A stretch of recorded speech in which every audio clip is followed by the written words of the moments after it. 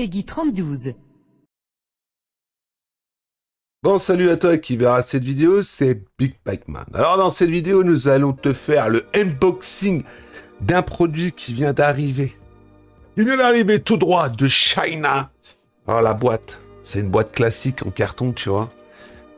Avec, bien sûr, tu as l'alimentation européenne.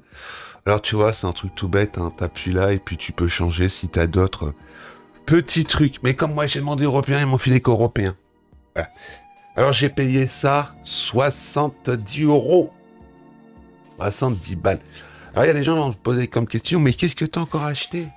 Qu'est-ce qu'il y a encore acheté, Romu? Eh ben on va te montrer en direct et en live. Voilà. Alors tu as une notice d'utilisation. La notice d'utilisation qui est full grosse bif. Tu as strictement rien en français. Voilà. Tu n'as strictement rien en français. Tout est en anglais. Alors, dans la boîte, tu as de la mousse pour protéger ton article. En dessous de la mousse, qu'est-ce qu'il y a? Ah, là il a question. Là il a question. Alors, est-ce que tu es prêt à voir? Alors, attends, on va même carrément sortir le truc, parce que comme il est pris dans la mousse, eh ben, regarde ce qui vient d'arriver à la maison. Alors, je te présente ma dernière acquisition, qui est tout simplement mon nouveau boîtier pour brancher mes consoles rétro. C'est marqué dessus comme le port salut. Alors, pourquoi j'ai commandé ce produit? Eh ben, tout simplement, ce produit est beaucoup plus mieux que mon boîtier que j'ai à l'origine. Tu as l'entrée Péritel et tu as toutes les entrées que tu peux t'apercevoir là. Et derrière, tu as une sortie VGA, une sortie HDMI et tu as même une sortie S vidéo. Ça, c'est pour la Saturn. Et tu vois, tout est marqué dessus. Comme le port salut. Alors, c'est quoi l'étiquette? Alors, l'étiquette, c'est que ça a dû être contrôlé. Voilà.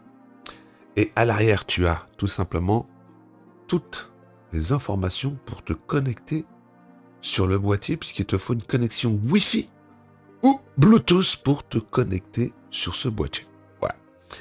Alors, je vais être sincère, les finitions du Pepsi Glass laissent un peu à désirer parce que les bords coupent, mais il faut faire attention. Un petit coup de lime ou un petit coup de papier de verre, ça devrait régler le problème. Voilà.